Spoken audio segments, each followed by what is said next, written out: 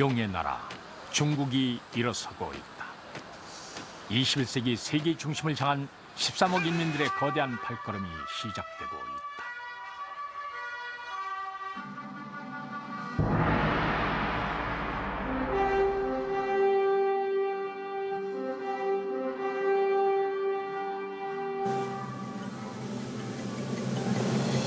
개혁개방이란 이름으로 시작된 중국의 도전.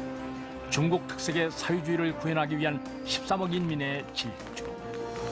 그들은 과연 어디를 향해 어떻게 달려가고 있을까?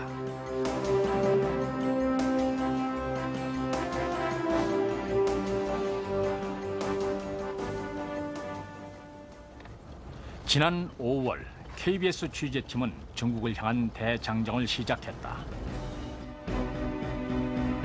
1934년부터 1년간 마오쩌둥의 홍군이 걸어갔던 2만 5천리의 길.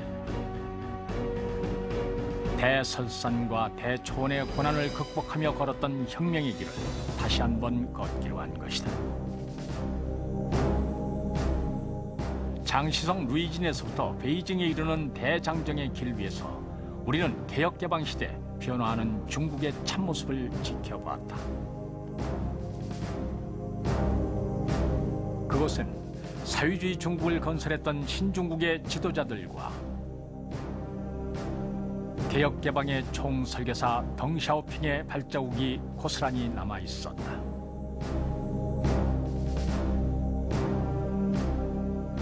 지난 1937년 미국의 언론인 에드가 스노우가 붉은 중국의 실체를 알리기 위해 걸었던 바로 그 길. 1984년 개혁개방 이후 중국의 실상을 최초로 알렸던 솔즈베리의 길을 따라 우리는 2002년 중국의 변화를 기록했던 것이다. 개혁개방 이후 25년, 중국은 21세기를 향한 또 한 번의 대장정을 계속하고 있다. 취재기간 2달 반, 중국 대륙을 반바퀴 가까이 돌아온 취재팀은 한 가지 질문을 던지며 마지막 여정을 시작했다. 그들이 꿈꾸는 중화의 세계는 열릴 수 있을 것인가?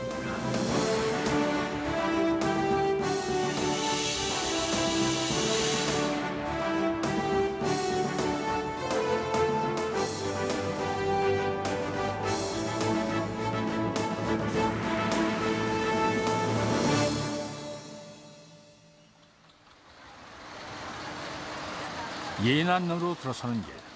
쯔창령이란 작은 마을에 홍수가 휩쓸고 간 흔적이 보인다.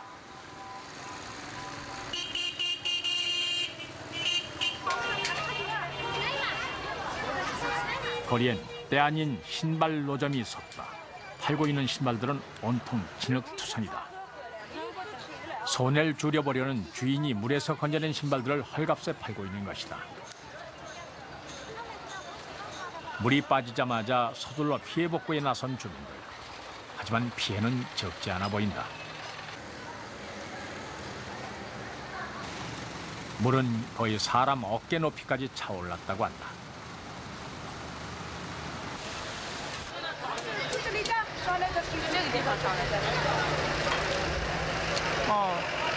那你们跑到山上去了是吗？跑到山上，上那个上拿的一些东西是吧？是吧？就把人把家出来水早上来了，人家吃来早水到这里上来了。损失啊，是十几万吧？啊，10几万。10几万？啊，我们全是高档货嘛。你们这店？啊，我们这店全是高档货嘛，衣服、裤子啊，鞋都是100多、200多的鞋嘛。鞋光鞋都有几百双，现在剩下几十双了吧，都没货了，货都推跑了嘛，没货了。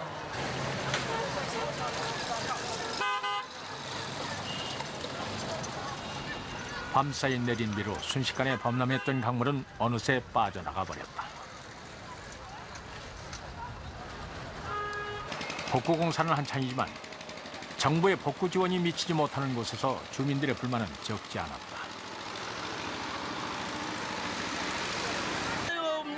两袋都有。我们外地人都都是我们的外地人，他是没有的，他不给我的。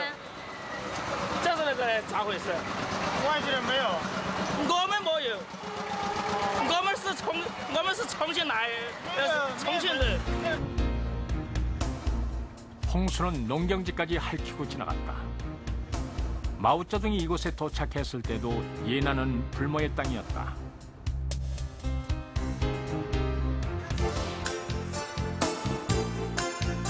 (1937년 1월) 예난에 입성한 마오쩌둥은 이곳을 중화인민공화국의 임시 수도로 정한다.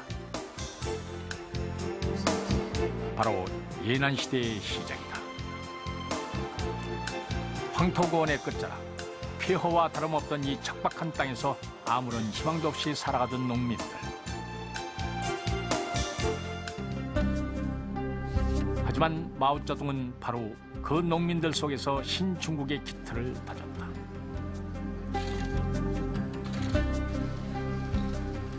대장정의 종착점이었던 이곳, 홍군은 1년간의 행군 끝에 이 예난에 정착한다. 마오쩌둥은 이곳에서 12년간 머물며 산시성 일대에 소비에트를 건설하고 토지개혁을 비롯한 사회주의 실험을 계속한다. 同时，延安又是一个实验区，新民主主义革命的实验区，就是新中国的雏形啊。新中国的一切政策，我们都在这试验，取得经验，最后，新中国从延安走出去，把这个经验运用到全国。从这个意义上讲，人民共和国是从延安这个山城、这个山沟沟里边走出去。 지금도 남아있는 이곳 통화산의 동굴은 당시 홍군의 항일 전쟁과 해방 전쟁의 후방기지였다. 마오쩌둥을 비롯한 홍군 사령부는 바로 이 동굴을 근거지로 산시성의 대부분을 점령함으로써 창당 이래 가장 넓은 지역을 공산당의 영향력 아래 두게 된다. 마오쩌둥에겐 중국의 장래를 설계하고 실험할 다시 없는 기회가 주어진 셈이다.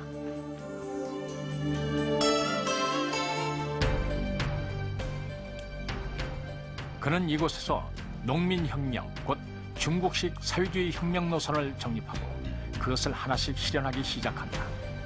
예난 정신의 탄생이었다.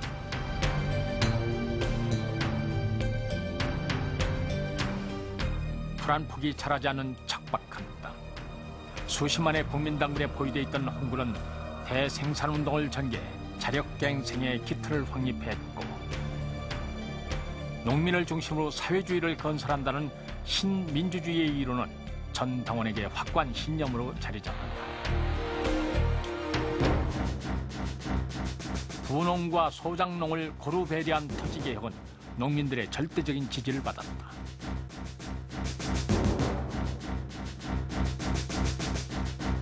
그가 예난에서 마련한 중국식 사회주의 건설 이론, 곧 신민주주의 이론은 항일 전쟁에서 승리하고 신중국을 건설할 수 있었던 결정적인 동력이었다.